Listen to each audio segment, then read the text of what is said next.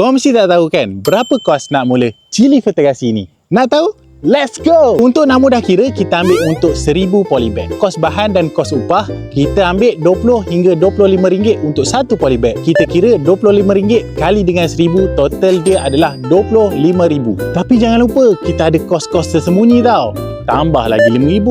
Total up, RM30,000 dah kita habis untuk 1000 polybag. Akhir sekali, kos operasi dan kos bahan input seperti baja dan racun. Kita ambil RM9,000 lah. Total keseluruhan RM39,000 untuk satu musim. Mahal kan? Tapi jangan risau, kita ada Ionic Flex. Korang boleh ambil je baja, racun, folia, ambil dulu dan bayar kemudian. Ionic Flex bukan untuk pesawah saja, untuk petani sayur dan kebun kelapa sawit pun boleh. Ionic Flex menyediakan kredit RM10,000 dan pembayaran sehingga 120 hari. Semak kelayakan anda sekarang di Ionic Agriculture App atau mana-mana cawangan Ionic Agriculture di seluruh Malaysia.